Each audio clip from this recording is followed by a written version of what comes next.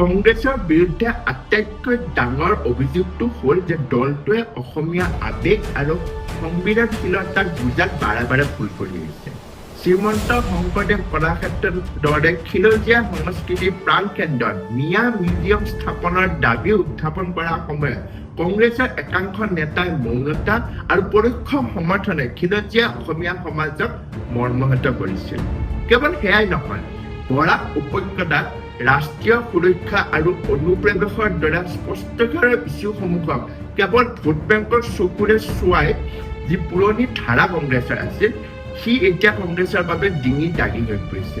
Islamic ধৰ্মীয় মেৰুকৰণৰ প্ৰশ্ৰয় দি কংগ্ৰেছে নিজৰ ভৰি নিজে কুঠাৰ মাৰিলে, যাৰ ফলত মিয়া কংগ্ৰেছ ব্ৰেণ্ডিংটো সমাজৰ চকুত সহজে বিশ্বাসযোগ্য হৈ পৰিছে। অৱশ্যে কংগ্ৰেছে এই সকলো অভিযোগ খাৰিজ কৰি ইয়াক বিজেপিৰ সাম্প্ৰদায়িক মেৰুকৰণ বুলি আখ্যা দিয়ে। দলটোৰ যুক্তি যে তেওঁলোকৰ সংবিধান আৰু ধৰ্ম নিৰপেক্ষতাৰ কথাহে ক'ব বিচাৰে, কিন্তু ধৰ্ম নিৰপেক্ষতাৰ দোহাই দি কেৱল এটা বিশেষ শ্ৰেণীৰ তুষ্টিকৰণ কৰাটো প্ৰকৃততে ধৰ্ম নিৰপেক্ষতা বুজায় নে? যেতিয়া নিবনুৱা সমস্যা, মূল্যবৃদ্ধি বা বানপানীৰ দৰে গুৰুত্বপূৰ্ণ বিষয়সমূহত কংগ্ৰেছে শক্তিশালী বিকল্প দাঙি ধৰিব নোৱাৰে, তেতিয়া তেওঁলোকৰ ধৰ্ম নিৰপেক্ষতাৰ যুক্তিটো কেৱল নিৰ্বাচনী ঢাল যেনহে দেখা দিয়ে।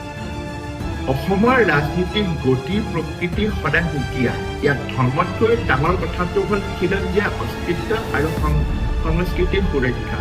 কংগ্ৰেছক মিয়া কংগ্ৰেছ হিচাপে প্ৰতিষ্ঠা কৰাত বিজেপি যিমান সফল হৈছে, তাতকৈ বেছি ব্যৰ্থ হৈছে কংগ্ৰেছে নিজে খিলঞ্জীয়া অসমীয়াৰ আস্থা পুনৰ জয় কৰা। নিজৰ অতীতৰ ভোট বেংকৰ মূৰ ত্যাগ কৰিব নোৱাৰাৰ বাবে কংগ্ৰেছে আজি অসমীয়া সমাজৰ মূল সুঁতিৰ পৰা বিচ্ছিন্ন হোৱাৰ পথে গৈছে।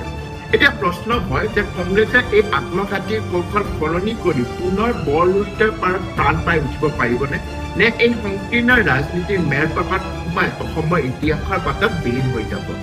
আপোনালোকৰ কি ধাৰণা?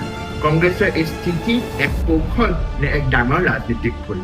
কমেণ্টত জনাব।